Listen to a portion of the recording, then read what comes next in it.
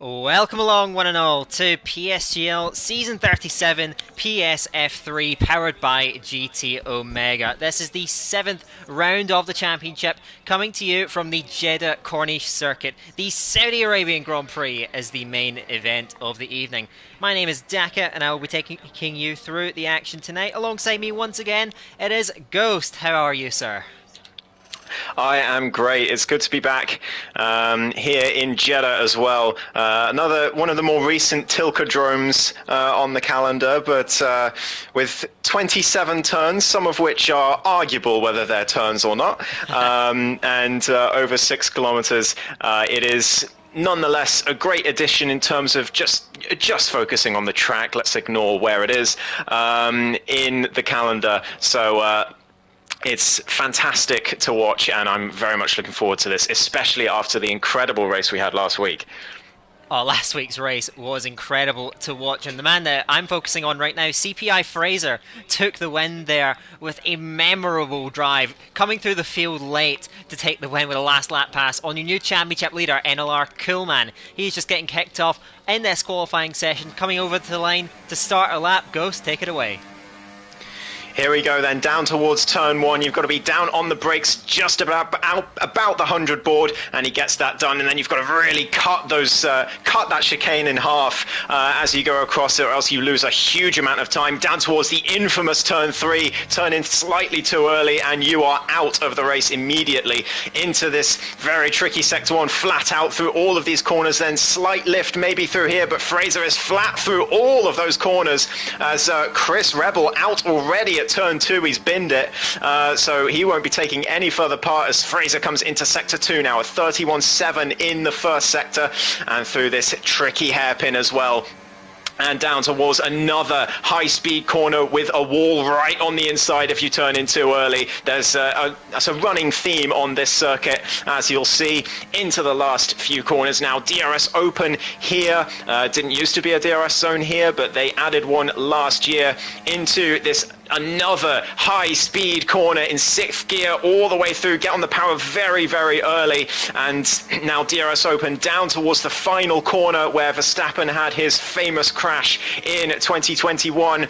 Brake at just about 75 meters and down the gears across the corner. You've got to really get close to that wall to not lose as much time as possible. Fraser down to the line, a 27.1 is the initial pace. That seems very fast for a first run. I was expecting times to be around about the 127 mark for pole, so Fraser already right in there. Spicer 0.4 of a second slower on his lap to get things kicked off. We'll keep an eye on things, including our new starter in PSF3, CPI Billy, and making a good impression there at 27.4 to kick off his career in PSF3, so we'll keep an eye on that man. But Fraser's time, that is quite an early marker, and well, we're checking these times coming in, and none of them are coming up to the par. And I want to remind you all of something that you said, actually, Ghost, last week, is that Jeddah is a track, of course this is very early days, but it is a track where one driver can sometimes stand above the rest. It is such a particular skill set required to nail this one.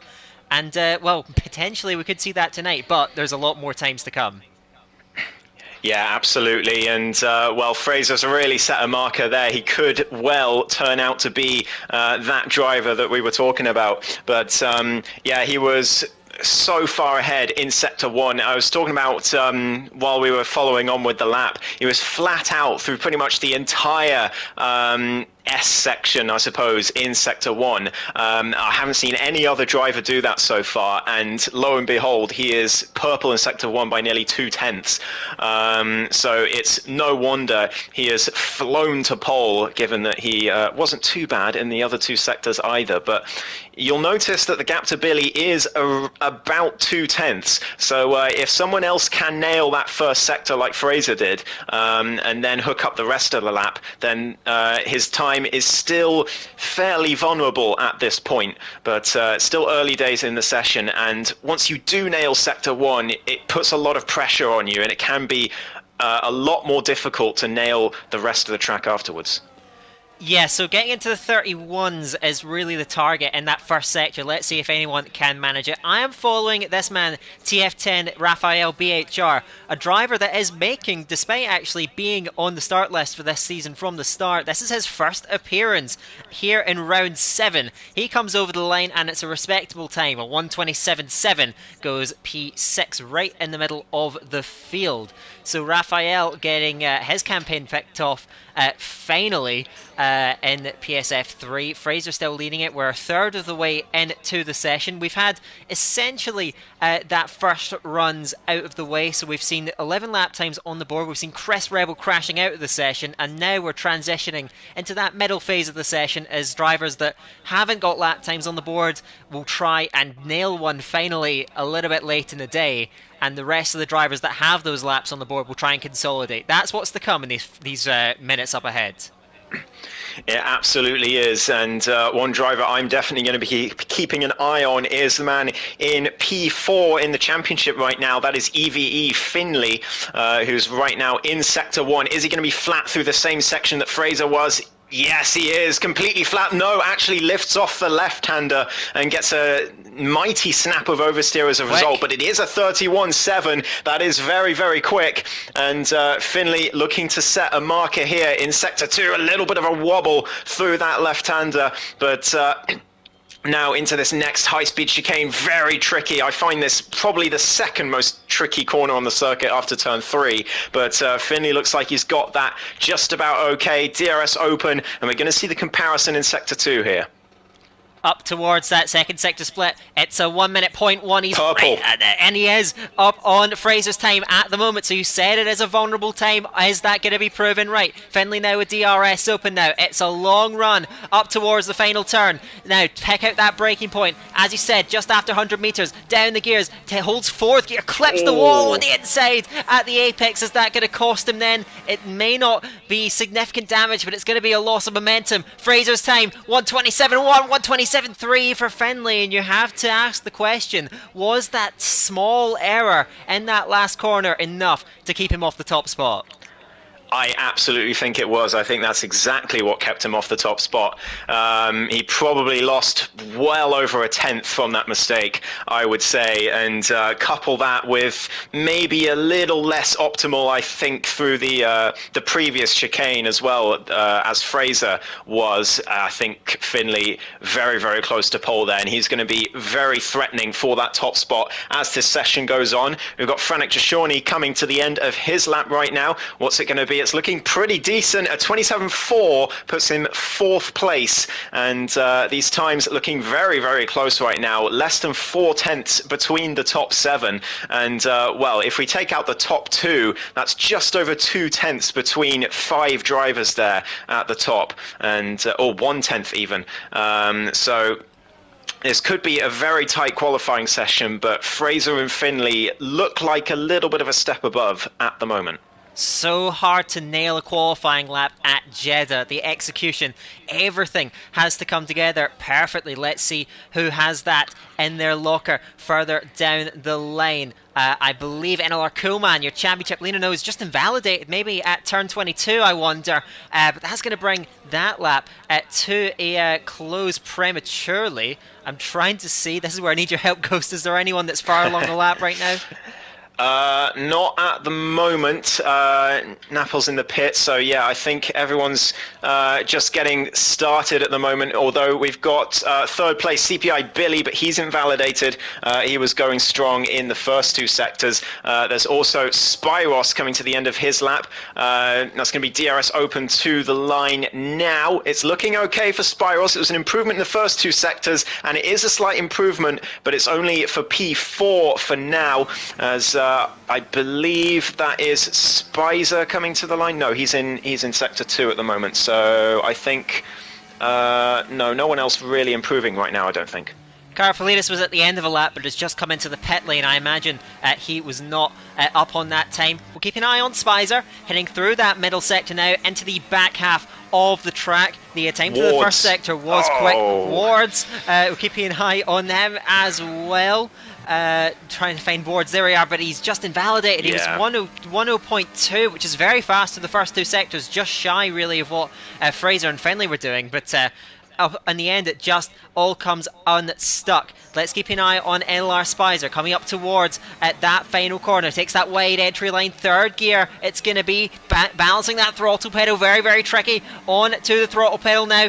DRS wide open, coming up to the line. NLR Spicer, where's it going to be? It is Paul! There we go. 127 flat. That's more like it. NLR Spicer finally topples that monstrous time, that banker lap of CPI Fraser. NLR Spicer goes to the top of the timesheets. The question is, with 7 minutes to go in the session, can anyone top that one? Yeah, apologies to cut you off for an invalidated lap there. It was he was going purple, and then just as I called it out, immediately invalidated at turn 22. Moikuli coming to the line, a slight improvement in sector 2 at the moment, and it is not an improvement in the end though. Loses a bit of time in the final sector and stays P11. No one else particularly strong right now, I don't think. Obviously, Ward's, I think, is one to watch if he can replicate that lap that he just did until the invalidation, but easier said than done around this circuit. And there's so many corners where you can just get it slightly wrong and your lap is gone. It is such a punishing circuit, this. Yeah, certainly one of the most punishing circuits out there. I think you could say that. 27 corners, again, as you said earlier, maybe not 27 true corners, but average speeds around this are upwards of 250 kilometers an hour. And so close to the walls, scything between them. It is an incredibly technical challenge for these drivers to try and overcome as the session goes on. Of course, we're not even talking about the race, which will be 25 laps straight, but I am tracking now Raphael BHR, who seems to be on a strong lap. Bit of a lock-up into that final corner, planting that throttle pedal, getting on to that overtake. Opening up the DRS, getting very close to that pit lane, keeping it the shortest line to the lane, and he goes P4, 127.324. As I'm tracking now, CPI Fraser, who has just done a monstrous first sector. Outrageous, over a tenth up in that first sector that was already very strong, but he loses a tiny bit in sector 2, but that's not going to matter as long as he nails this final sector. He should have a decent shot at retaking that top spot. He's coming down towards the final corner now. You've got to brake at the right time and then really get close to the wall, but he's locked up a little bit, but I don't think that'll cost him too much. Down to the line he goes, no tap of the wall on entry or exit, and to the line. Is it going to be pole? Yes! By 7 thousandths of a second, and this is going to be a very, very close shootout, I reckon. Finley's just invalidated, but he's also in the hunt, and I wouldn't count out Ward's if he can get a lap in either. You mentioned that great lap that Ward's had going on. Finley was under the 1 minute mark through the first two sectors combined, which I don't think any other driver has done up to this point. We're right on the cusp here of where I expected the pole time to be, in that sort of 26 range. CPI Billy has gone, I think stayed sixth, but slightly improved the time to a 27.349. We're seeing, at least I'm seeing, scrolling through drivers, a lot of invalid laps. And I think this is just this comes with the territory where these corners are so high speed, you have to guess that turn-in point absolutely spot on, and it means that and also the track limits aren't very clearly defined at a lot of these corners, which means sometimes it's very easy to get it wrong, and especially when you're pushing the limits just as much as these guys are, you're finally seeing at such a hard track the mistakes creeping in.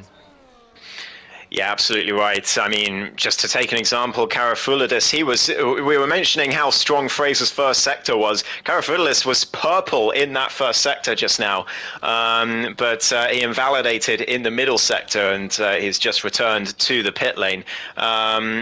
But yeah, it's so easy to get it wrong. Turn 22 is a particular place, as we see, or I just see Billy just run straight over turn 23. That would have been another invalidation. But yeah, turn 22, the end of sector 1 as well. That last corner, so easy to go wide, as well as the chicane before turn 22. The corner number escapes me now, but yeah, on the exit of there, so easy. So everyone in the pits at the moment apart from Slash and Wards, so not a lot to focus on, but I expect everyone's going to be coming out in these last 2.5 minutes, and I do wonder if there's going to be a little bit of a traffic problem. Everyone's leaving this very late. Yeah, and if these guys, when they do come out on the track, I hope they don't actually interfere with Wards and Slash because they are running so out of sync. By the way, the corner numbers that eluded you were turns 16 and 17. Just keep in mind. So we'll keep an eye on Wards. You mentioned earlier he was on a flyer of a lap, which did come unstuck near the end. Can he hook one up? Currently 15th.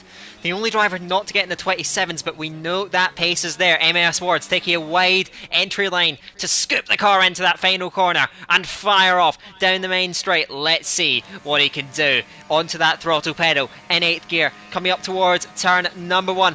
Hard on the brakes then, getting it down into 3rd gear. Has to take a couple of bikes out of that turn and he needs to keep this clean. He does not want to be starting in 15th, so keeping it clean is adamant. Now, towards this treacherous turn 3. Do not hit that wall on the inside. It has ripped off many a suspension arm in league races in the past. Now, super high speed flowing, little nick on the wall, heading through the middle of this first sector, managing to keep it inbounds, but he's leaving a bit of margin then, I believe. He's definitely wary about that position in 15th. So it is a 31.8. It's a solid first sector and a lot faster than what he had before, but he is leaving something on the table to make sure he gets a clean lap in nicely through turn 13. Now kiting up towards, through the kinks towards turns 16, 17, flying it in. They're getting very close to the wall. That was very nicely done. Beautiful. Headed through there. Now, onto that throttle pedal once again. Heading that overtake button. Watch that second sector split. It needs to be close to the 1 minute mark. Is it in thereabouts? It's going to be a 1 minute point 2. In there, takes a couple of bakes out the turn and once again somehow keeps it out of the wall and inside the white lines. DRS open up towards the final corner. Spot that braking point one final time. Getting up to super high speeds over 320 kilometers an hour. Hard on the brakes yet again. Flicking it in. Bit of a lock up then. Gets interrupted by the car in front slightly, maybe. Of course, no collisions in this qualifying session. Wards coming up towards the line. 15th to 12th, 127.6, and you have to wonder what he left on the table just to get a clean lap in. He is going to be absolutely gutted with that. I imagine that's nowhere near the potential that he had in this session. We've already had 2 retirements from drivers who's clearly haven't gotten their laps hooked up as well as they wanted to. Finley is improving, but he's invalidated as well, so nothing there. Coolman invalidated. Fraser still in Sector 1, improves by half a tenth on that already incredible Sector 1 time. 31.5 in Sector 1. So keep an eye on Fraser. Moikuli in Sector 3 at the moment, a tenth and a half up. Zviadek invalidated. Sieb is going. Napol, Karafudalis, still a lot of drivers on laps, but also a lot of people have invalidated already.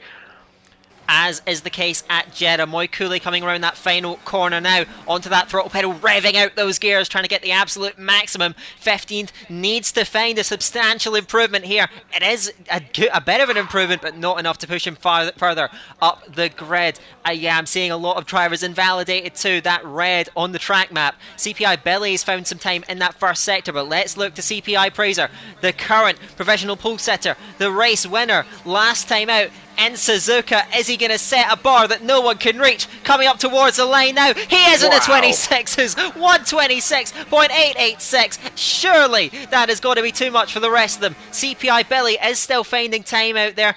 Frank Deshorny comes up to the line, is still in 9th position. Karfalidis behind him then. 10.2 through the first 2 sectors. 27.5 is the time. 27.2 goes 4th. Great improvement at the last. CPI Billy will bring, I believe, this session to a close with a time that will go into position 4. I can just see on the dash it's a 127.223, 4th for CPI Billy, but a dominant pole position for CPI Fraser, going where he left off last time out.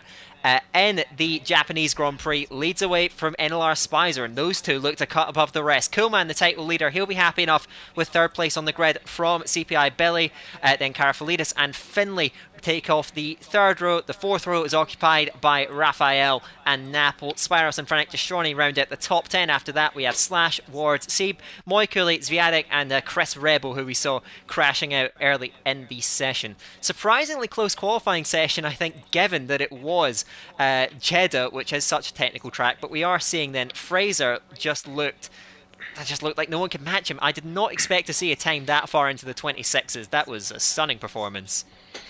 Yeah, that is just a step above. I mean, his first time in the session was a 27-1, so that was already a sign of things to come. But it's one thing having potential to set a lap around Jeddah, and quite another to actually do it. So that is an unbelievable lap from Fraser at the end there. He didn't even need it. He was pole already. No one was going to match him, but I think that's just set a little bit of doubt into the hearts of any drivers behind him. And sometimes in qualifying, that can be quite a significant asset to your advantage. Just getting in other drivers' heads to make them give up before the lights have even gone out. Yeah, absolutely. Again, please ignore the events of the so-called race we have going in front of you. This is not the real thing. We'll get that going very, very shortly. But just another thing, though, because this is Jeddah. Even if you do have phenomenal pace, often you are relying on the drivers behind you to make mistakes to try and break away. I mean, we talk about it so much in league racing, DRS trains, and how much of a role that they play. But I feel like Jeddah as a track is one that is especially, culpable for that, because you have 3 DRS zones in the second half of the lap with barely any gaps in between them. So if you can keep up to that point, you've essentially got a free ride back to the rear wing of the car in front. Yeah, for sure, and it's. I think part of it is because it's so easy to make passes without losing any time, and easy to just let cars through without losing anything either. Because especially, I think down towards the last corner is the place where you usually see quite a few overtakes, and also down towards turn one, but most of those overtakes are either done before the braking zone, or they're done in such a way that, because the way the corners are, especially turns 1 and 2, you don't necessarily lose that much time from going side by side through turn 1. As long as you back out for 2, it's not really a big deal for the car on the outside. So it can be really difficult to catch up if you fall out of a DRS train. So that's definitely something to keep in mind when you're watching. That 1 second range can often be the difference between the opportunity for a lot of places and not having that opportunity altogether. It is a track where running in the DRS train can boost everyone's lap time so much because of just those efficient overtakes, as you said, which gains time. So we talked about it quite a lot in the last round at Suzuka, and well, that's a track that doesn't even employ that at all, not at all compared to this race at Jeddah. Just to we've got a bit of downtime, I'll run you through PSGL sponsors. PSGL is sponsored by GT Omega. The link to that website is in the description down below. You can receive a 5% discount on all GT Omega products at checkout using the code PSGL. Additionally, we are sponsored by Sim Racing Centre. You can also go there using the link in the description. SRC Sim Racing Centre will provide you with all your setup and coaching needs on the F1 game, and there is a 10% discount at checkout as well using the code PSGL. Now, let's look forward to the Saudi Arabian Grand Prix. We've already talked about the nature of the DRS trains and how much of an impact we can play. The last round at Suzuka, and indeed the race before that at Hungary, were races that were dominated by the tyre discussion. But am I right in saying it doesn't play quite as much of a role here in Jeddah, unless, of course, safety cars can come into play?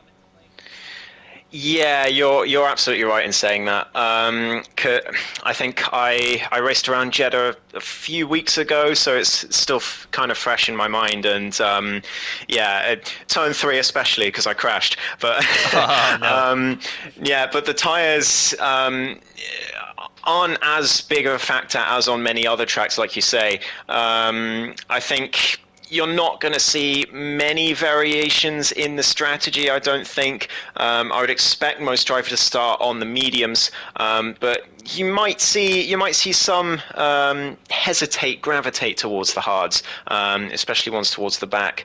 Or maybe I might be completely wrong and I'm just not at the level yet and everyone's going to go on the hards, who knows. But I do know one thing, that the softs aren't great. And I think even with a late safety car, it's going to be it's going to be a bit of a struggle for the drivers whether they go to the softs or the mediums, because I reckon even 6 laps from the end, 5 or 6 laps, the mediums are still going to be better overall. But these drivers may well know better, and they might take the plunge anyway. But yeah, don't expect to see many uses of the soft tyre.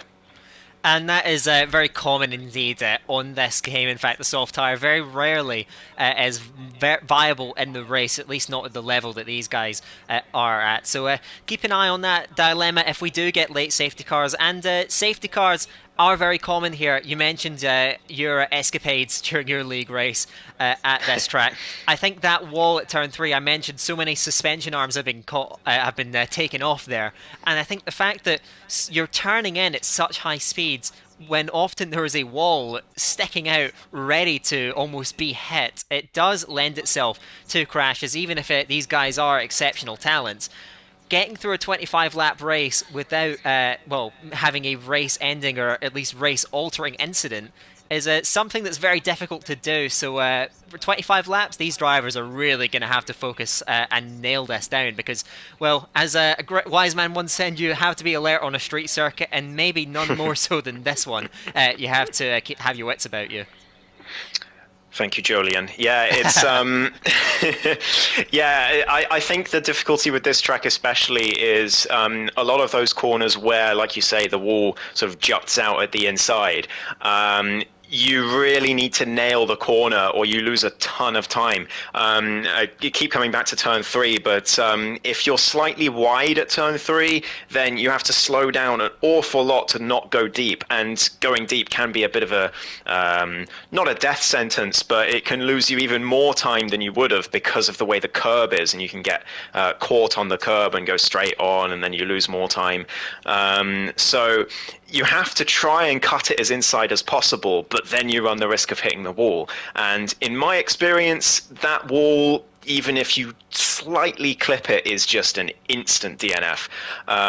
So yeah, and there's other corners like that too. Turn 16 can be similar, as well as turn 22 is easy to get wrong. So it's very much a track where you have to be focused all the way through the race. You can't ever lapse your focus, even when you're 5 seconds in front or something like that. So it's a real test of endurance, this track. Not quite in the same vein as Monaco, but getting there.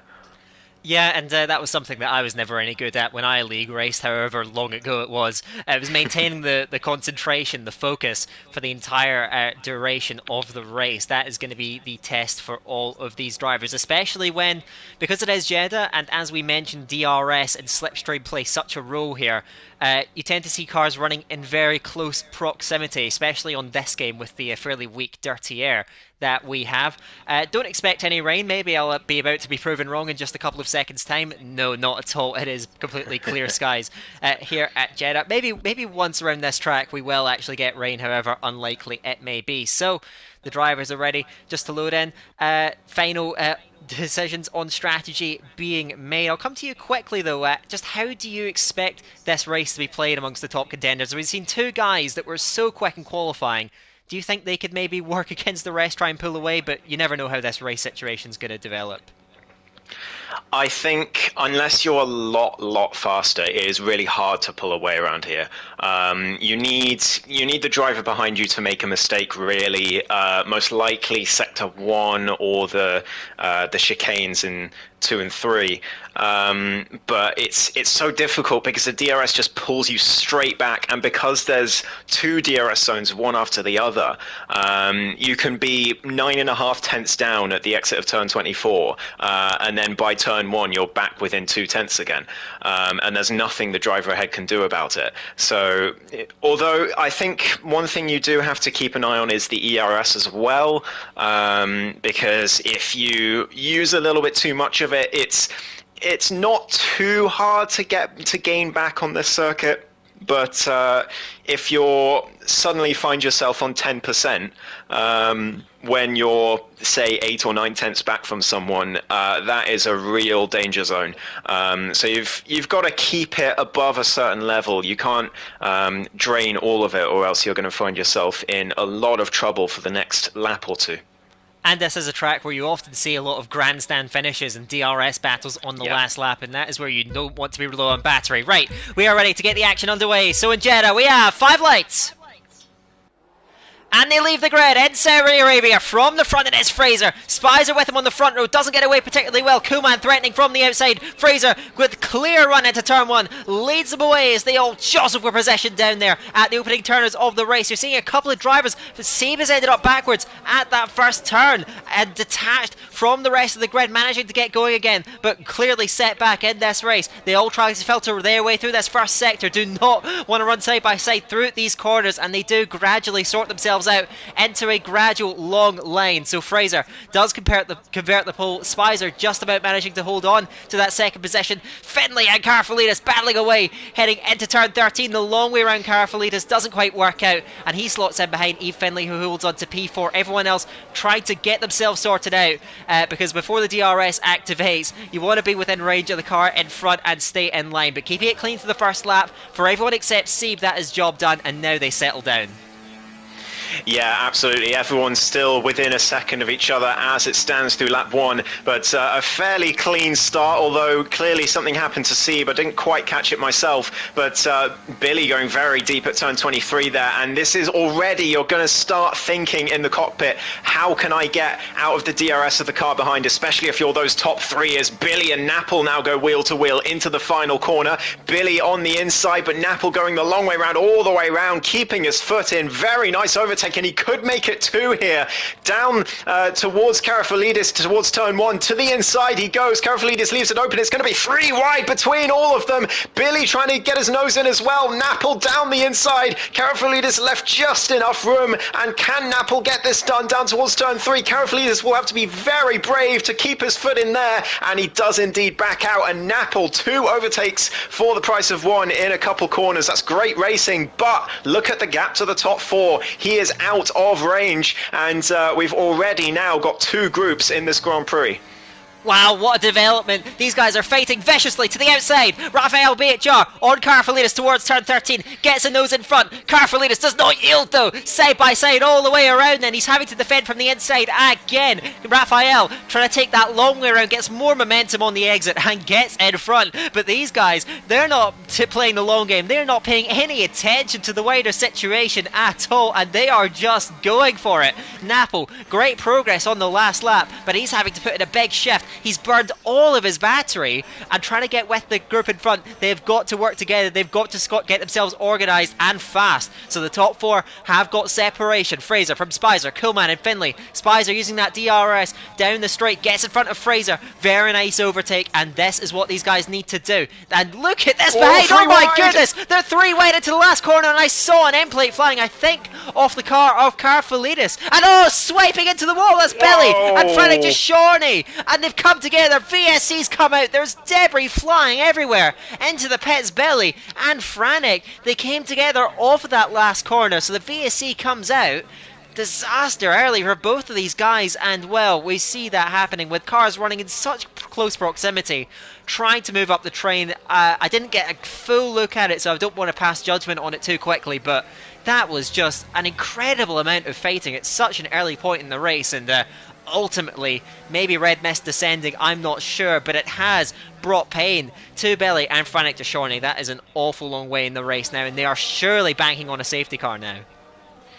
Yeah, that final corner can be an incident magnet at this circuit, and it's maybe not for the reason you think. It's mostly the incidents I see around there are from drivers just trying to get on the power in the middles of battles on the exit and then losing the rear, and then they take out everyone behind them. I don't know if that's what happened there, but we do have green flags again, and Slash has taken full advantage. Great opportunistic overtake on Wards there for P9. And now he's after Spyros for P8, but they've lost a bit of time to the cars in front. Spyros still has the DRS crucially, and Wards is just going to have to sit back. Is Slash going to go for it into 22? No, thinks better of it, and they're still in this train. And by the way, this VSC has allowed Raphael and everyone behind him to catch back up to the top 4. So a little bit of a misstep from those top 4 there to let that gap come back down as Slash around the outside of the final corner now. They're still will go side by side on the exit down towards turn 1. Can Slash get 2 in 1 lap? Yes, he can, up to P8, and he is flying at the moment. Slash moves P8 then. He's got to work hard though to this first sector to keep up with the cars in front. Oh, it's Wards and Spyros coming together in turn 1. Spyros able to get in front, and Wards, does he have damage? No. I was, I think, just misreading it because of the blank on the end plates. As, Spyros runs wide heading through 3, and that's going to put him under pressure from Wards. They have to stay in contact with the car in front at all times. We've talked endlessly about it, but it really does play such a role at Jeddah. In 4th place, Finley trying to pressure Kuma, and I'm hoping for a bit of a reprieve here in terms of the action because it is non-stop at the moment. But as you mentioned, yes, Raphael must have nailed that VAC restart. Coming back towards the top 4 and through this first half of the lap has put Napple in a bit of trouble. So Raphael coming on very strongly in this phase of the race up towards that top 4, and well, it looked like we may have a quartet running away, but this VSC, well, you may not think it changes the race situation much. In these early laps with just small gaps being closed up, it has very much changed it then. Now, instead of a group of 4, we have a group of 13 disputing the lead at the moment. Yeah, you've got to really nail... Oh, Chris out the race, and that is a full safety car this time, just as Fraser takes the lead from Spicer. So good timing for the pole sitter, as Chris, I think, has binned it out of turn 23 there. So easy to do, and that is at the end of his race. Yeah, exit of 23, he's just lost the car and binned it into the wall as everyone comes into the pits, unsurprisingly. Oh, Napple and Raphael doing a bit of Sebastian Vettel into the pit entry there, but I think Raphael just about stayed ahead. Napple trying to be a bit cheeky. Napple damage, in fact, so that he's going to have to get that repaired. That's a good catch there, Dake, and everyone onto those hard tyres, and those will be till the end unless we get another safety car, because those hards will go a long way. So there we go, the race situation reset. Actually, Billy, who pitted in for medium, so he's come out the pits. Wards has come out the pit, sorry, nearly side by side with Billy. Had to yield in the end, but Billy decided to go on to the mediums. Frank Jashorny, who was in a similar situation, went to the hards, but he's going to come in again to get fresh tyres on. Sebe has put fresh mediums on. Not sure, maybe he started on the hards, I can't quite remember, but he comes in on to the mediums, which will not go the distance, I believe. So the hard tyres, certainly the tyre to be on at this stage, and well, Billy, you could say, plus he's been brought into range, negative. Maybe not in these laps, but certainly down the line, he is at a major tyre disadvantage compared to the rest. Yeah, and Wards with damage as well. There's no front, I believe, front right end plate on that car, so he's going to be struggling as well through the high-speed corners, but it's not too big of a deal around here. You mostly lose time in Sector 1 with minor wing damage, and the rest is largely okay, but so as long as he's still in the DRS train, he should be okay, but it is going to be a little bit of a disadvantage. It might cost him maybe 2, maybe 3 tenths a lap. Well, if he can manage to stay in the DRS of the cars in front, that will still serve him all right. But Billy is really the car to watch out for, I think, in this stint. The mediums, they will be good. As he gets things kicked off, they are a couple laps fresher, but he has to take advantage of these laps. He's not really racing these guys, you would think, as it stands in terms of the final possessions, but he still needs to be aggressive and get after them if he wants to get anything out of this race. It hasn't been the start that he would have wanted, obviously, but very important few laps ahead for him. But once the DRS is activated, it does make it much harder to move up if you're in the train. Really, this race can be defined as being a absolute crapfest at the back, and fairly calm and collected up at the front. But I'm just checking Finley. I'm not sure what's happened to him, but did he potentially stack behind a de facto teammate for this race? Because Finley, who was with the leaders, now runs P10, and it is a danger with these F1 World cars. Sometimes you can just get caught out the wrong way behind your allocated teammate. As Finley, I'm not sure if anything else has happened, but was he on the receiving end of that? Yeah, I would imagine that's exactly what happened. There's not really another explanation for him losing 6 places in the pits. Yeah, he's going to be frustrated with that. That's a very undeserved disadvantage for him, but I do expect other drivers have had the same thing happen to them, but Finley, of course, the most noticeable as he was in that front four group. But he's got the pace to make moves on these guys ahead of him, but it's going to be so tricky in the DRS train, and he's going to be wondering what on earth he did to deserve this, with the top three staying perfectly fine up there, and Raphael now into that top four. Slash up there as well, Karafalidis, but Billy's going to be the spoiler effect here, because those mediums, they might make it to the end. They probably will make it to the end, maybe, but goodness me, it's going to be very tough in 10 laps time to stay with those mediums, and if there's no other safety car in this race, he's going to be a big difference maker in this race. Keep an eye on him in these next few laps, trying to get on the charge. Right, we are still coming around. I'm not sure why, unless I haven't seen a race control message that the safety car... Oh, now it is being called in very, very late, so Fraser is not going to have much time to manoeuvre this. He waves from side to side. Spicer will be looking to try and adapt and react. So Fraser slows it right down, ready to plant that throttle pedal. Spicer looking to try and get on it as soon as he can. Is Fraser going to run this up to the line, or is he going to take it out of this last corner? Maybe he takes a very wide line. Spicer obviously following suit. He hesitates on that exit. Spicer still watching and waiting. They all stack up. The gap's very, very small. Fraser weaving now gets on it, and he gets a jump on Spicer. Spicer wheel spinning, trying to get it going, and he does so, getting away and reacts fairly well. Everyone else seems to be nicely tucked in behind one another. I think Napple is the one on the move, challenging Finley towards turn number one. Oh, a bit of contact front to back. He goes late on the brakes on the outside of Finley into turn one, pinching the Finley to the inside. Can Finley hold on in there? Oh, there's contact side by side between them. Finley loses the rear, hits the wall. Did he get away without damage? He loses the place. I think he doesn't have any visible damage at least. Oh, but sliding once again. It hasn't been a good passage of play from Eve Finley, dropping down the order, then has Viadek all over him. Eve Finley does have a lot of work to do, but we know he does have pace. Everyone else, it's fairly clean. Fraser still leads away from Spicer. He's tucked in very nicely, no hint of a gap opening up between these guys, and everyone else seems fairly adept at holding to the car in front of them. Veli, as you'd expect, is on the move. Karafalidis may be struggling a little bit to stay with the guys in front, but all in all, seems like everyone has responded fairly well to that safety car restart. Yeah, I think so. It's a good restart from Fraser.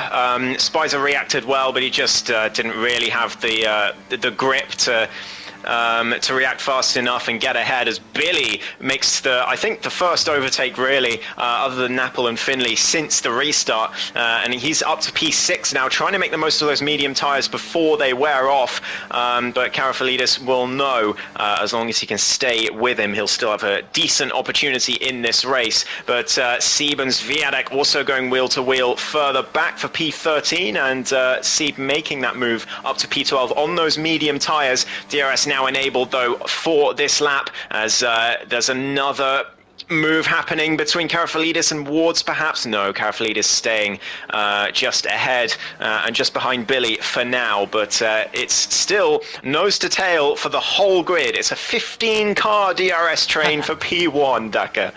Oh, what a spectacle. And Jeddah is one of the few tracks you get treated to that. Oh, Napple is losing places down there in the first sector. VSC has been brought out, so he must be debris somewhere. Napple has picked up a time penalty for coming together with Spyros that seemed to be quite late. Spyros still running up in P10. No front wing on Spyros' car. Good spot. So GFO Spyros, coming together with Napple, surely did not catch that in the slightest, but Napple losing places, getting a penalty, and Spyros without a front wing. Don't understand the circumstances of that one, but that's quite the blow to those two guys' races. What on earth happened down there?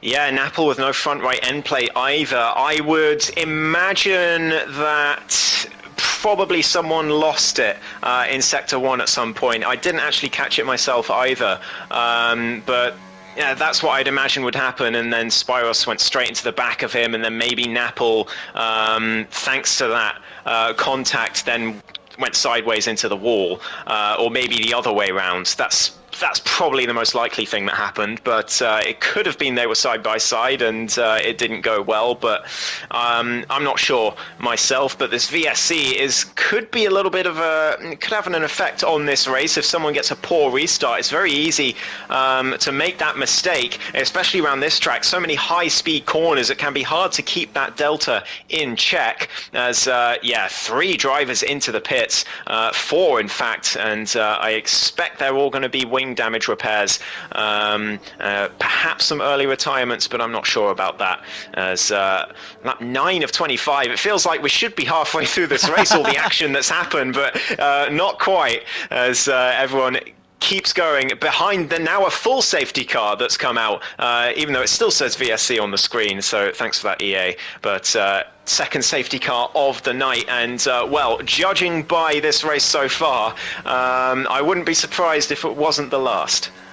Oh, how long do we have? It's already running on for quite a while, but yes, it was a full safety car from the start. Again, I'm also seeing VSC on my screen, not sure what's happening there. But the boards at the side of the track always indicated that this was a full safety car. So, okay. Sieb, Spyros, Moikuli and Napple have all come in, and I'd say this is the point, and why you're seeing Sieb going for the hards, and the other 3 going for the mediums, where the dilemma on what is the better tyre to go to the end of the race can get a little bit cloudy, I think. Certainly in those early laps, those mediums are going to be very strong, but the hards are so robust. So I think you're seeing Sieb. He reckons the hards will hold out better and keep that pace all the way to the end. But the 3 medium runners, they have faith in that tyre that it's going to take them far. Another driver it could be good for is Billy, because it does mean that even though his tyres are older and are medium, it does mean that less green flag running means the tyres have a better chance of making it to the end of the race. But those fresh mediums, you'd say they should be completely fine, and how well they fare compared to Sieb's hards is going to be another dynamic that's going to be good to keep your eye on. Yeah, definitely. Those the mediums should make it to the end, like you say. They'll have to nurse them in the last few laps, but they should be just about okay. Billy, I have more doubts about. But yeah, those fresh hards for Sieb are going to be interesting as well, although I'm not sure it's going to really give him much benefit over everyone else on the hard tyres, because, like we said earlier, they do last a very long time on this track. But yeah, Spyros, Moikuli, and, well, especially Napple. We know both from this week so far and last week that he's not really one for staying behind people. So he's definitely going to be wanting to make some progress, especially with the pace he's already shown so far in this race. But, I mean, if you're talking in perspective of the top 5 or so, it's been a fairly drama-free race for them so far. Fraser and Spicer, I still think, probably the most likely to win this race. But I think Coolman would be very, very happy to get P3 behind Spicer and Fraser, because neither of those top 2 currently in the top 5 in the championship standings, which would mean Coolman would take quite a significant lead in the Drivers' Championship if it finished like this. Yeah, there's no Leonardo, there's no Acid. Vita has gone down to reserve as of right now, so I think we'll be seeing less of him in the second half of the season. The closest man to Coolman in the championship that is here tonight is Finley. And Finley, well, despite a great qualifying performance and good early laps, this race has taken a bit of a turn for him, and he's got a lot of work to do in the second half of this race. So, just like it was in Suzuka, the championship situation looks very nice for NLR Coolman. And I think as it stands, he'll just want to keep those 2 in front, in his sights, for later on in the race, and maybe try and take advantage as the laps tick on. We shall see. He's looked more than fast enough to stay with those guys. We get a much earlier call for safety car in this time around, and once again Fraser will control the pace. Now, last time he didn't run it up to the line, he didn't go straight out of the final corner either. He went somewhere in the middle. Could he go even before that final corner? You don't want to get slipstream though. It is always that dilemma. Of course, I think he knows dropping Spicer out of DRS is going to be incredibly difficult. Spicer himself has got great pace here tonight, and it is so powerful, that slipstream in the second half of the lap. So Fraser will be aware of that. Spicer will be too, but he will certainly not be looking to get caught off guard here as Fraser takes them up towards that final corner, again using that wide line. Does he plant that throttle pedal? No, he waits once again. Spicer tucked in behind. It looks like much the same as the previous restart. It is. Away he goes. Spicer reacts, loses a couple of car lengths, but he is up and running. You can see weaving Slash in fifth position and trying to get those tyres into the operating window, and fast because he's got Billy all over him. Looking to the outside towards turn number 1. Heading in round the outside. Billy trying to get through on Slash. Slash is pinched on the outside of turn 2. What a move for Billy. He now runs fifth, but there's been carnage behind. Sieb once again has come a cropper at that first corner as they all battle the way down there. So his fresh hards, well, he's been offset and he's got end plate damage too. So a horror start once again for RTC. What a nightmare evening it has been up to this point. Everyone else seems relatively clean. Find out just Shorney trying to stay with the cars in front. Got a whole host of cars up behind him. Zviadek and all the medium runners. One of them, Napple, trying to get moving straight away round the outside of turn 13. But Zviadek is not going to yield, and they're going to be side by side again on the exit. But surely the traction and power from Napple's car takes him past and into P11. So Napple, what a restart it's been from him, already up to P11, making quick moves and not satisfied from where he was. CAPI Napple is the man on the charge. Yeah, absolutely. That was a case of instant regret for Slash for weaving on the straight there. You just saw Billy close up so much quicker as soon as he started weaving.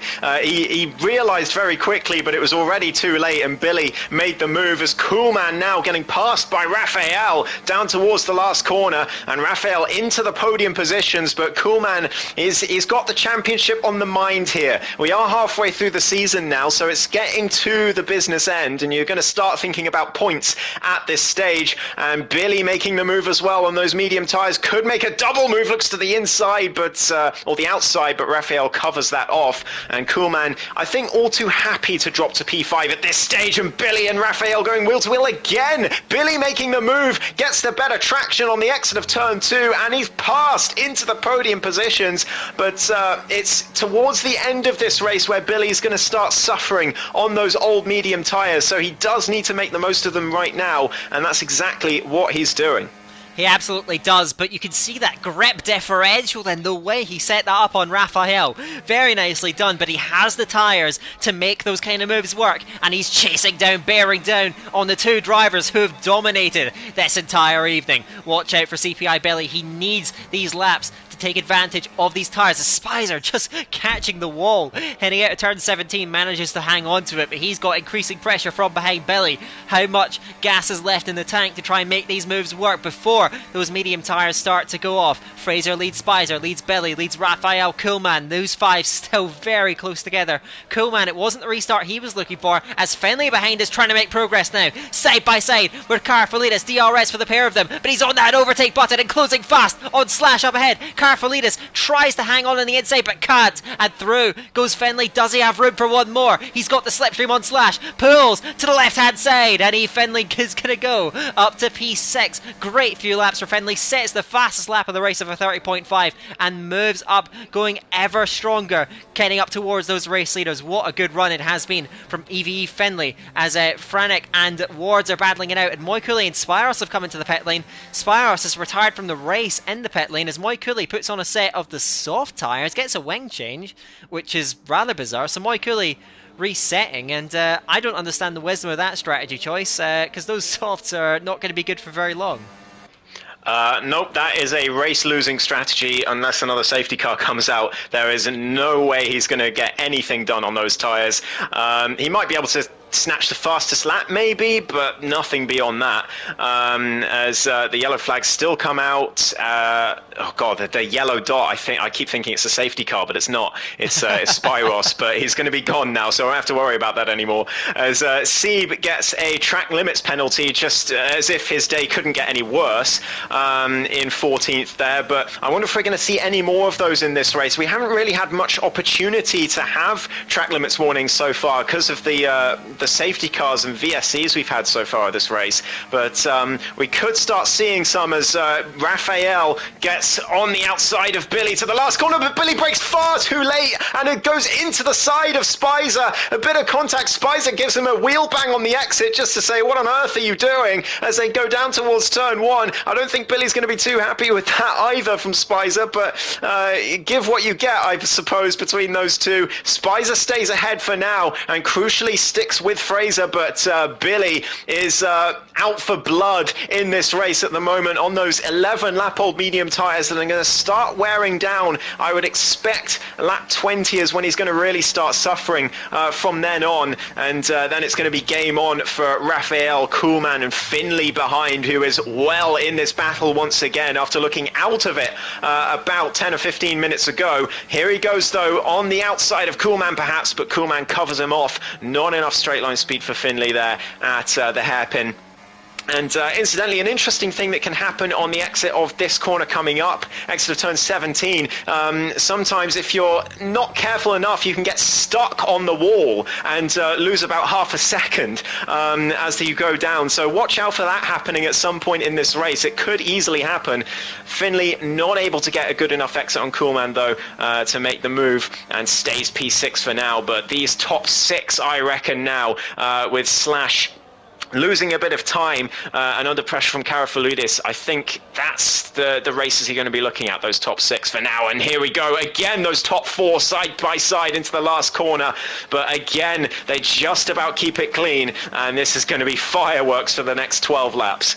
Here we go, Spicer coming up towards the back of CPI Fraser. He's been trying very hard not to make this move, but he has to. And look at Billy. Billy makes it 3 wide on the inside of turn number 1. They're going to go into turn 1, 3 in a row. How on earth are they still all in the right direction? They're still side by side, all 3 of them. Billy has to yield on the exit. Spicer leads it away from Fraser. Billy tucks into third, and the rest of them are wondering what on earth these top 3 are thinking, going to war 11 laps from the end.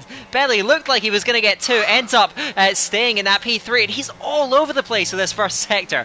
Fraser losing out in the lead of Spicer. I think he'll be happy. He's still in one piece though. These 3, wow, what on earth? As Moy Cooley, as you predicted, does set the fastest lap of the race, but Spicer was hesitating. He did not want to make that move on Fraser. Had to because of the threat of Billy, and we ended up with 3 in a row into turn 1, and well, it was carnage and chaos down there, but I don't know how on earth they're all 3 of them still at the front.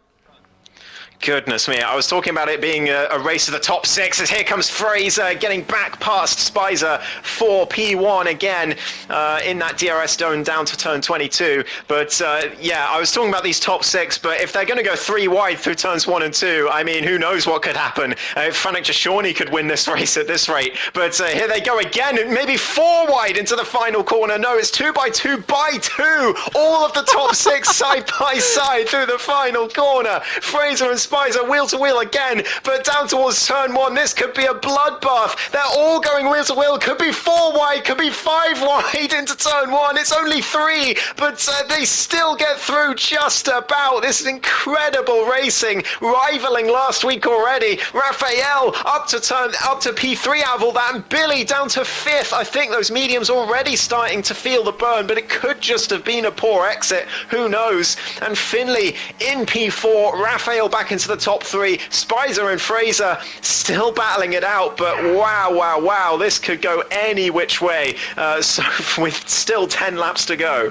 This is becoming dangerous. How on earth are they all still here? That was 6 drivers fighting over the same piece of tarmac, and now we have a solidified 10-car train for the lead. What on earth could happen near the end of this race? But these guys have got to be careful because this is too close. It is quite simply not enough room for error at the moment. Spicer restoring some order. Now leads away from CPI Fraser. These two have been the only constants so far in ever-evolving and manic Saudi Arabian Grand Prix, and this DRS towards turn 27 is the culprit of all of this chaos. Fraser will close on Spicer up towards that. There is enough of a gap between all the drivers that they can somewhat tuck themselves in, and we have a bit of a reprieve from the relentless action, or do we? Raphael is getting very interested in Fraser's second place. Fraser I imagine pulverizing that overtake button, getting onto the back of Spicer, but this time it's him that does not want to make the move, and he's got to be careful. Raphael was looking, it's a human centipede. Look at this, they are all in a line, nothing to choose between them. Raphael getting oh so close to Fraser as they all filter through. Frank Deschorny has moved past Karafalidis at the back of the train. In fact, Karafalidis has lost some ground, so I'm not sure what's happened there. Is there damage on that car? I've not got a good camera angle, but he seems to be going very slow through this first sector. There is indeed, yeah. It was a little bit of contact, I believe, on the exit of turn 2 that Karafalidis made with the wall, and that is game over for him, I think.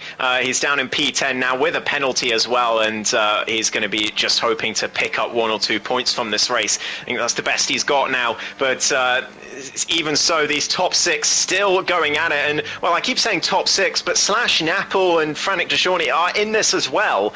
It's just that they haven't really been up with those top 6 so far. All the battling has been amongst those top 6. I do think they have better pace than the cars behind, but oh no, not anymore for Raphael. He's out on the exit of turn 23, not out the race, but out of this battle. Surely he's got front wing damage as we go 2 by 2 for the top 2 and behind for P3. Finley getting past Billy for 3rd place and is back on the podium after it all looked lost in that first safety car. He is right back in this race, and Fraser and Spicer going at it again. Spicer looking to the inside of turn 1, doesn't send it, but Finley is under pressure from Billy, and Coolman's in there as well. Raphael back still in this race despite the damage. Karafalidis out in the pit lane, so that promotes Fiaduk into the top 10 now, so a point could be on the cards for him after a terrible race nonetheless. But wow, this is going to go all the way down to the wire. Anyone could still win this race. It's looking like Fraser and Spicer are a class above, but at the rate this is going, any of those top 8, maybe even 9 drivers could be in with a shot here. It is absolutely manic out there. We've got 7.5 laps to go at Jeddah, and one of the most almighty battles for a lead I have ever seen in league racing. How on earth could this evolve? Fraser and Spicer. Oh, Spicer has a big snap on the exit of turn 17, manages to hold it. Look at Billy, he's still on the offensive, looking at Finley. Finley, oh, he tags the back of Finley down the run with DRS. Finley did have to go into the wall there. I hope he has not picked up damage from that. I think he's just about fine. He's made such a charge in this stint, but Billy, still on those aging, ailing medium tyres, is not willing to back down, trying to get up towards the man in front, occupying that 3rd place position, managing to stay back for the time being. Behind, Slash is trying to pressure Raphael, and Napple, who has the best tyres in the field, don't forget, or at least the best tyres in this train. He is on the move. Spicer and Fraser side by side, Finley getting up towards him, and Billy too. Finley's going to peel out of that slipstream, looking at Finley, and they're all going to come together there. Finley, Finley, no! off of Fraser, I think, going backwards at turn 1, and finally it has resulted in an incident, and Finley is the one that got caught out then, as I believe Fraser was on the outside then, losing out on the lead to Spicer. Billy was pressuring Finley on the inside of turn 1, and Finley was just caught in the middle, tagged the back of CPI Fraser. He's still in there, but now, once again, goes to the back of the train. But I have to say, Ghost, after that kind of racing and that close proximity, that incident, and it was only one car that was seriously affected, that was something of an inevitability. Yeah, it did seem like it, didn't it? And well, I know we're obligated to not offer too detailed opinions on incidents in the commentary box, but Billy has no front left end plate as a result of that. Spicer and Fraser nearly going wheel to wheel again, but Billy now under pressure from Raphael with that damage that he's got. But I do have to say, I do think Billy is going to be head in his hands for that one, because he was sending it to the inside of turn 1, and it was 3 wide when it had no right to be. Fraser gets past Spicer and Raphael past Billy for P4. Coolman struggling to stay with the top 2 at this stage, but again, reinforcing the fact that Fraser and Spies are just a little bit of a class above in terms of pace, but they just haven't been able to pull away due to these DRS trains. Could that change if Coolman makes a mistake, I wonder? Napple now past Slash for P6, and Billy getting a time penalty, and it's all racking up for Billy. 17 lap-old medium tyres. They're finally coming to a head, and it's just, like I said, about lap 20, it's all starting to unravel for the medium tyre shod car. And I think he's going to start plummeting down now with that wing damage. Oh, but a mistake from Napple just behind. They both go over the curb, in fact. I think Slash did the same thing. So both of them losing, all three of them, in fact, losing a lot of time. And Billy out of DRS range of Raphael. I think perhaps those top four are going to get clear, although Raphael has damage as well. No front left end plate on his car. So the top three now should streak clear. And, well, what looked like it was going to be a 9-car battle for the podium has turned into perhaps a 3-car battle. Oh my, you can see, Billy's dropping places now. Yeah. Billy, I think he's let off completely. Now down into position at number 9. So CPI Billy, you can see running up against that wall, and it's all come undone in the last couple of laps for Billy, and this train has fractured now. Spicer and Fraser at the front, Coolman kind of tagging along with them. Raphael has not been able to match that with the damage. Frantic and Napple, who both have track limit penalties. Frantic just shortly now running in the top 5. Remarkable turnaround of fortunes for him, but of course, how much is that penalty going to affect him? Finlay is still on the comeback trail, gets his way past Napple towards turn number 1, searching for a way through on those top 2 now. So Raphael, Frantic, Finlay, 1, 2 and 3, 4, 5 and 6 in terms of possession, but with Raphael at the head of this train with that damage, I think even if Frantic, Finlay, Napple, if these guys are able to get through, I think the damage virtually has already been done, and this race is becoming a tale of 3 men who are just pulling clear as Raphael just cannot match that pace. Yeah, Finlay, I feel like he's been on a recovery drive all race long. Every time he gets a little bit further up, he goes down. He's feeling like he's rolling a boulder up a hill at this stage, or all race long, really. Every time he gets to the top, he goes back down a little bit again. And now he's going on the move again at Frantic Jashorny. Frantic Jashorny covers him off on the exit, but Finlay, so much more pace. He scrapes along the wall as he makes the overtake, and he's going to try and get Raphael as well, perhaps into turn 22. He's smarter than that, though. He stays behind, and he should get this move done. And I think Finlay is looking at a P4 here, but I don't think any more than that unless the top 3 really start battling hard and bringing him back into the race. But I can't see that happening personally as they go 3 wide, and Finlay losing a couple of places. Raphael up to P4. Frantic Jashorny trying to get his nose in as well. Napple as well getting past Finlay. I was talking about him getting into P3. He's down to 7th now, just 10 seconds later. Then Frantic Jashorny and Raphael again wheel to wheel into turn 1, 2 by 2 for the umpteenth time this race, and Napple up to P6 is secured. Finlay down in 7th place, and he's going to wonder what on earth he has to do in this race to get into a position he feels he deserves. Oh, it's just misfortune piling on for Finlay, and he clips the wall there, manages to, I think, keep it going. But yeah, not on earth what he was looking for. He's still benefiting from penalties from Frantic and from Napple. So he would move up into the top 5, but I think he would have been looking for much more from this race given the pace that he has. But yeah, Frantic now in P4. He's managed to manoeuvre his way through this train, through all the endless chaos. Now runs in 4th position, but is it just too much to be done to catch the 3 drivers out in front? It is nearly 3 seconds, and we have just over their road. Fraser from Spicer, those 2 have essentially remained the top 2 for the entire duration of this race. Coolman behind them, just doing enough to hang on. He's got far less battery than these 2, who I think, despite the fact they managed to stay at the front for this entire race, they've actually been racing somewhat within themselves, and now in these last few laps they are going to let it all go. But it's going to be interesting to see how this is going to play out.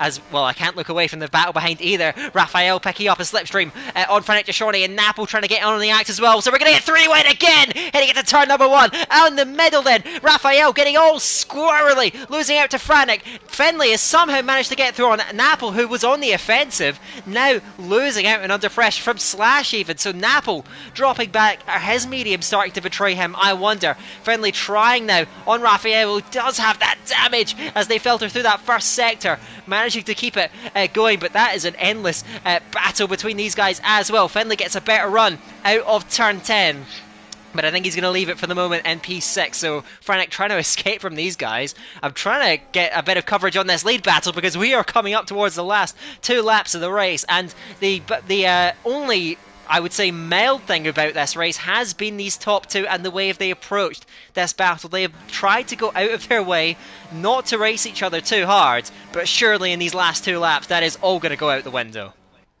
Yeah, you'd expect so, and Coolman's going to be rubbing his hands together in anticipation of when that does happen in these last couple laps. Finley, a much better exit out of turn 23, by the way, is going to the outside of Raphael, but Raphael so much straight line speed. I think there's a little higher wings on Finley in terms of the setup for this race, as Raphael looks to the inside of Chishorny. He can't quite make the move. Finley all the way around the outside, and it's gone wrong. Raphael puts him in the wall, and Finley, I think, has lost some wing. Yes, he has. No front right end plate, and he joins the ever-growing list of drivers with damage in this race. Finley on the outside, and Napple loses the rear for the second time in 2 laps at turn 1, and Finley stays in P6, but he's going to be frustrated with that incident with Raphael.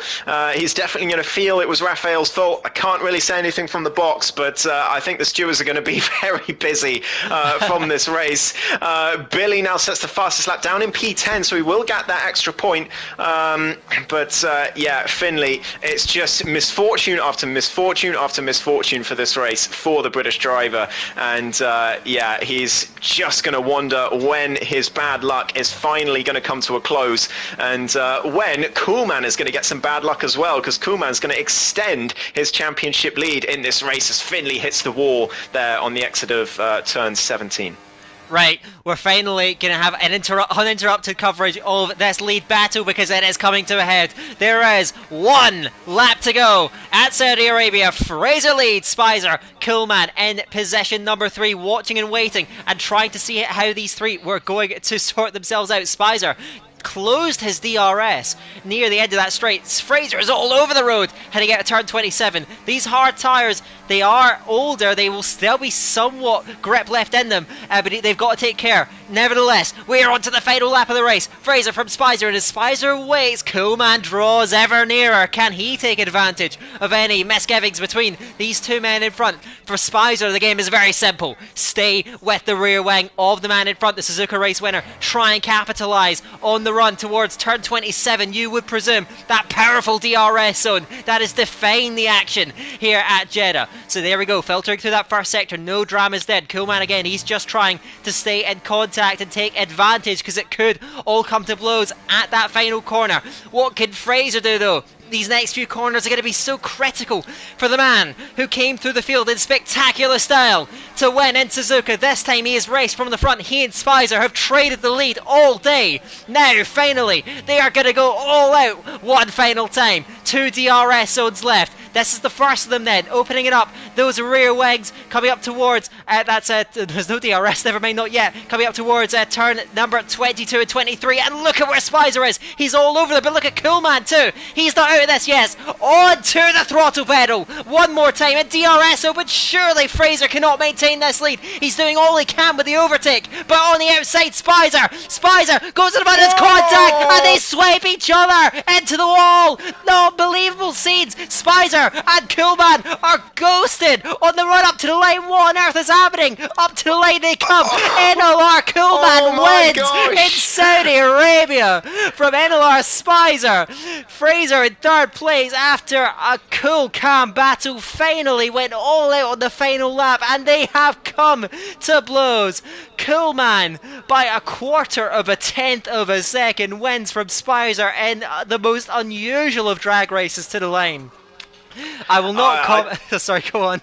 I don't know if you're aware of Stephen Bradbury winning gold Yes. in the speed skating in the Winter Olympics some years ago. Reminded me a lot of that win for Coolman. Spicer and Fraser, who've been trading the lead all race long with virtually no pressure from behind, despite everyone being in DRS, finally come to blows in the straight before the final corner. And Coolman just says, "Thank you very much. That is what I was waiting for," and just flies past them, and just as an extra middle finger to Spicer at the end, just ghosts through him to win the race out the final corner. And wow, I mean, you need some luck to win championships, but the championship leader is not going to get a more lucky race than that, or race win than that this season. Goodness me. And also Finley, it has to be said, up to P4 in the end, after all of that, still finishes in the top four. So his longevity in this race has to be commended. For me, he's the driver of the day. Oh, I think I'd have to agree with you on that one because my oh my, he was in the war. So much misfortune and managing to come away with a strong result in P4. Yes, I'm annoyed that you beat me to the Bradbury reference, but that was that was an excellent point. The way that unfolded. NLR Coolman takes the win from Spicer in second place. Fraser, oh, what he will be seething after the way that last lap unfolded. Again, I do not want to make any further comment on that incident.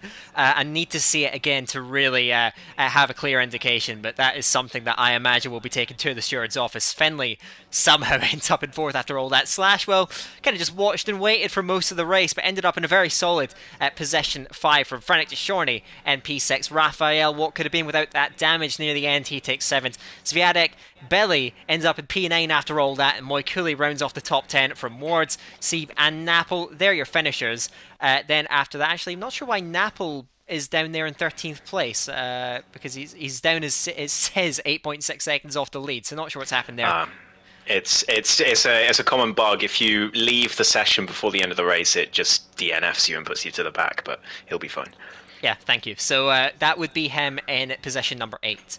But essentially push everyone else down 1 possession from that. Well, I'm not sure quite what to say after all of that, because that was absolutely nuts at Saudi Arabia. We'll finally get ourselves a little bit calmed down after a race of just unbridled chaos. And it's one thing with this game where cars are able to run so close to each other with a near absence of dirty air in this game. Such powerful DRS, keeping everyone so bunched up.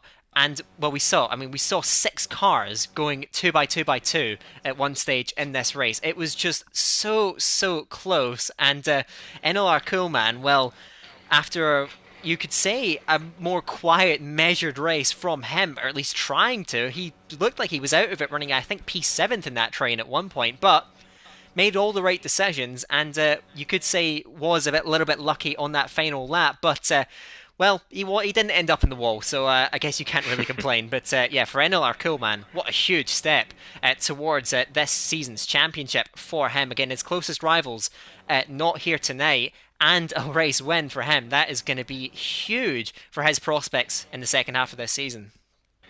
I think he's going to be wondering how on earth he won that just as much as everyone else. He's going to extend his championship lead. He'll be on 67 points now after this Grand Prix, with Finley only scoring 8 for 4th place. So he'll be on 45 points, I believe, in 2nd place. So that's a 22-point lead for Coolman with 5 rounds to go, I believe, which is immense. It's 16 points for a win and 12 for second, so that is well over a race win of a gap with 6 races to go. And given how close this grid has been this season so far, Coolman is going to be very pleased with that. And it's not quite in territory of he can coast for the rest of the season yet, but if he continues to get these sorts of breaks, in 2 or 3 races time, he is going to be in that situation, especially if the bad luck keeps hitting Finley week on week. Yeah, indeed. So Finlay, nevertheless, well moved to second in the standings. So it is at least a day where a positive can be taken, and probably more points than he would have expected, I imagine, at one point in that race, certainly. Still without a race win this season, despite two pole positions, but he's shown a lot of potential to try and move forward. What can he do in the final 5 rounds? That remains to be seen. So, 7 rounds down, 5 more to go, and the next race will come to you from Mexico. Mexico City is going to be the venue of the 8th round of the championship. We may see a race probably very unlike what we have seen here because this one has been most unusual. So we'll see how that one is going to unfold. How would your thoughts towards that race go? Yeah, it's going to be an interesting one. I mean, the last 2 rounds have been so breakneck. It's been unbelievable to follow. But yeah, Mexico, you've got that massive DRS into turn one that can often just be an easy pass. And again, we were talking about DRS trains here in Jeddah. It can be even worse in Mexico. But you do have the infamous double DRS down towards turn four afterwards as well. So if you are behind before turn one, you get ahead, you get DRS again.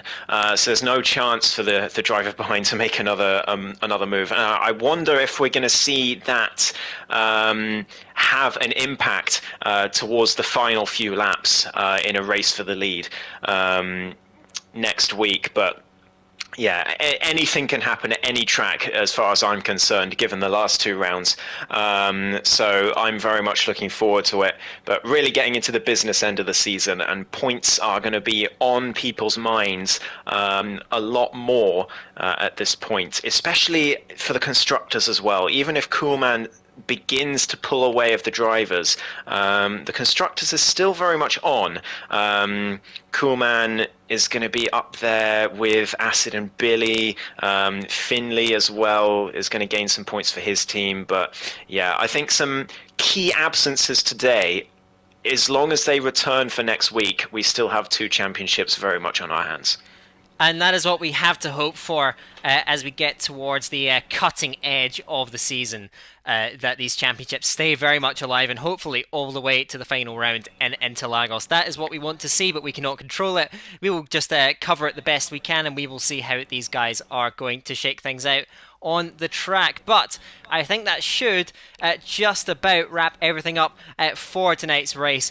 So just another mention, please, big thank you to our sponsors, GT Omega and Sim Racing Centre, for providing us with the opportunity to broadcast all this action to your own very eyes every Monday here for PSF3. So I think with just about everything said and done for the 7th round of the PSGL Season 37 PSF3 Championship for myself and Ghost, it is goodbye for now, and until next time, we'll see you later.